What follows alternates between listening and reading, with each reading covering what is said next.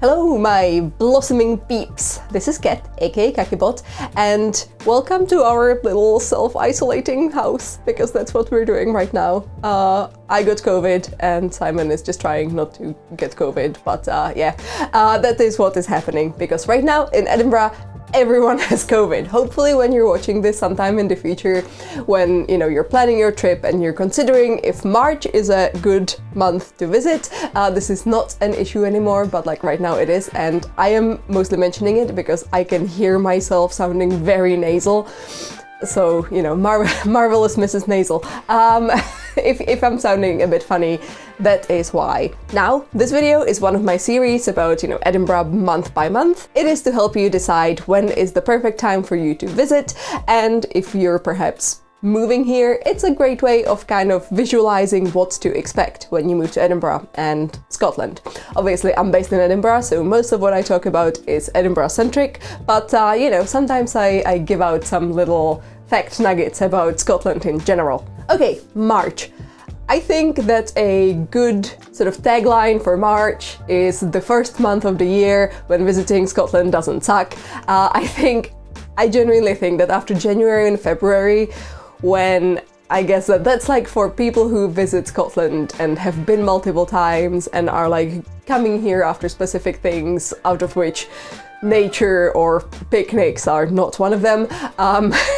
Yeah, I think that January and February just gives everyone seasonal depression, and March is the first moment when we are all emerging out of that beast, and it's the first month when I would say that you have some chance of like being super lucky and getting a couple of days of sun and perhaps slightly warmer weather than what winter gave us, and it's not a super touristy month yet. If you feel like a little bit of a gamble, then March is the month for you. But for me, it's a yes. I think that if you want to come early and if you want to avoid people, March is great. Though specifically, March 2022 has been pretty impressive. I mean, there have been some extremes.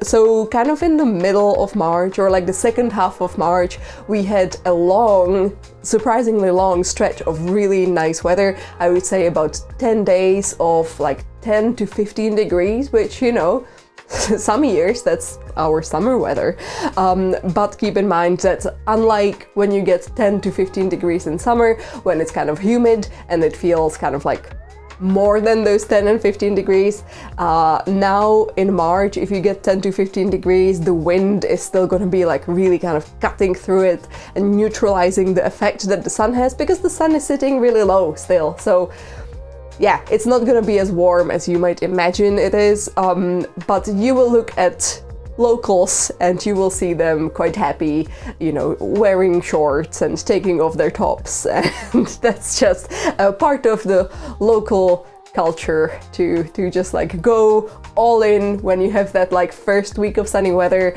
You just pretend it's summer. Taps off. Yes, that's a piece of Scottish culture for you. I'd also say that even when it gets nice outside, the city isn't quite fully prepped for that sort of weather and for that sort of like culture around sunny weather.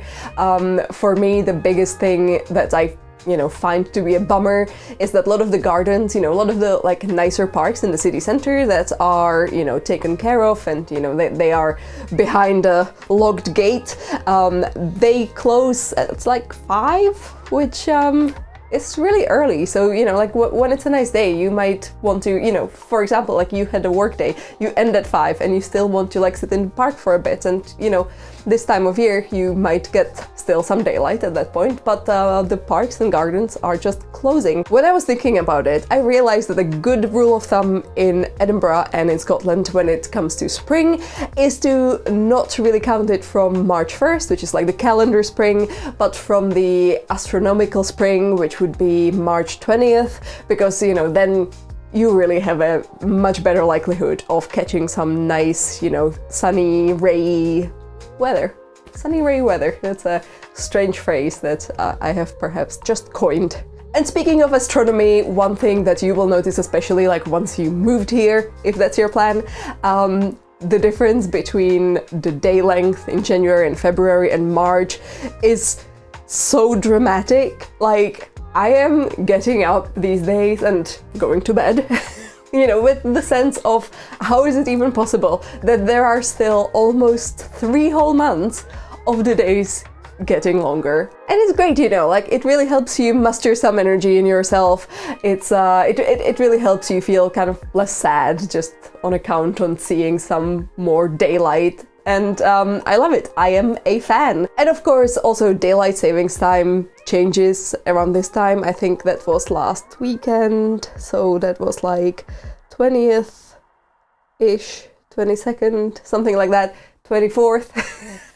I mean, it's probably always going to be slightly different because it always happens from Saturday to Sunday. However, one thing that I want to point out, especially for you American peeps, in Europe, daylight savings time changes at a different date than in America. I know this specifically because I work with a lot of Americans, and there's always that like awkward 2-week period where everyone comes to calls either 1 hour later or early than they're supposed to. But yeah, it's just something to keep in mind. Like, it's like a tiny bit of piece of culture shock. We just change our clocks 2 weeks later than you do. And now to give you a little bit of a breather from me just talking about weather all the time. Wow, I am really one of the Brits now. I am gonna show you some of the B-roll, some of the nice shots that I managed to take before I got sick here in Edinburgh during the month of March. Let's go.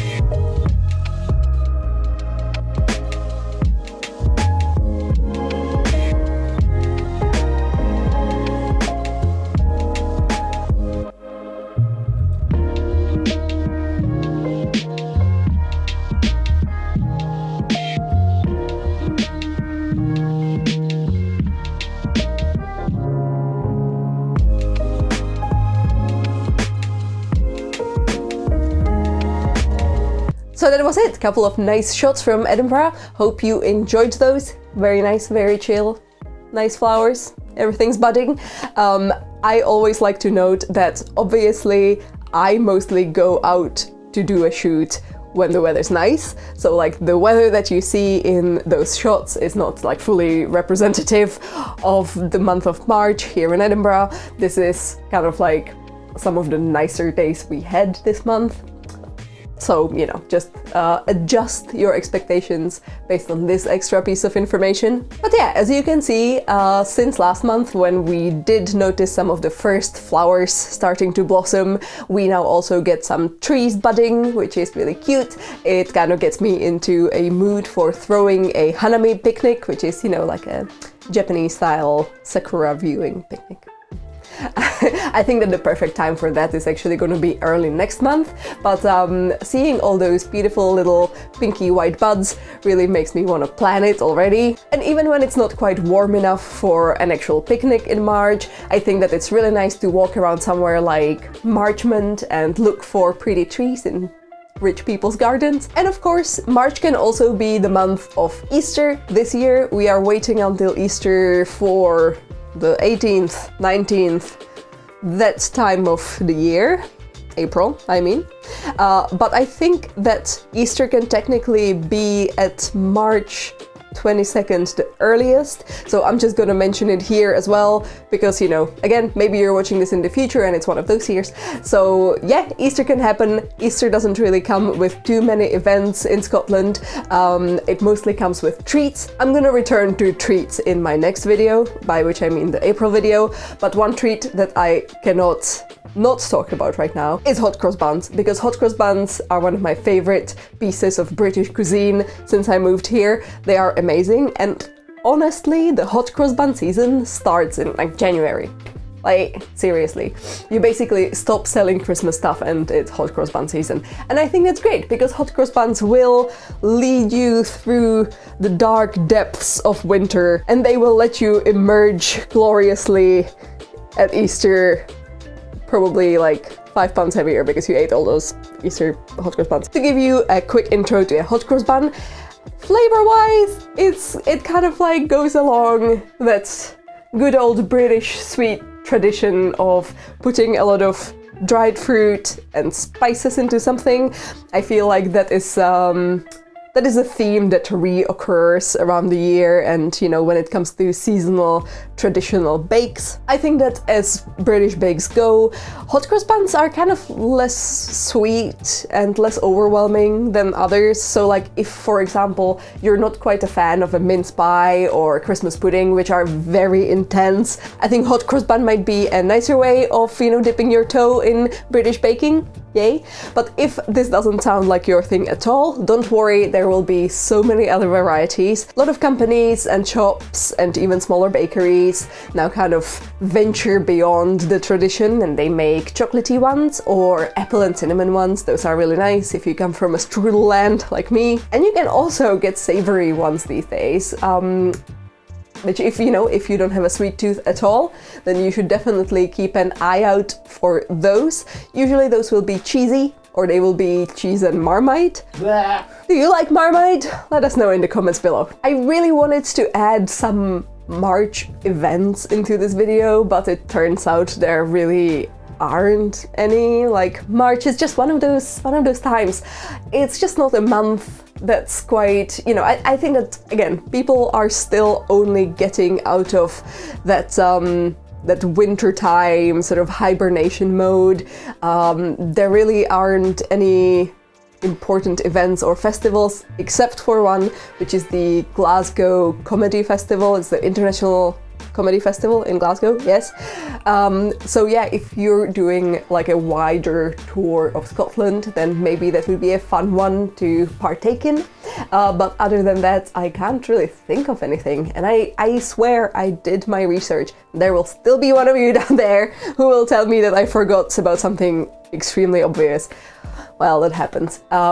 I just think that we should take the comment section as an extra piece of information. So like if you're watching this video and you're trying to get all your info, you're trying to be super ready for your visit to Edinburgh or Scotland in March, you know, why not also pop into the comment section and read through some of the popular comments? Maybe, you know, someone did point out something that I forgot. It does happen pretty often. Okay, so yeah. Because there's not really much else to talk about, this is where I'm gonna end this video. Also, it's quite hard for me to breathe because my nose keeps getting all congested. Let me know about your COVID experience, because I'm sure it was also very not fun. Ugh. Okay, so that's it for me. Don't forget to visit me on Instagram under KakiBot for my illustrations and like some kind of random fun stuff, and KakiBlog for my photos and some more sort of Edinburgh-centric stuff. I also have an Etsy store, which right now is the best way of supporting me and what I do, and all this time and research that I put into making these videos. That is truly it, and I shall see you soon, at the latest in April, when I will tell you everything about the Easter eggs, as I promised. Okay, bye-bye!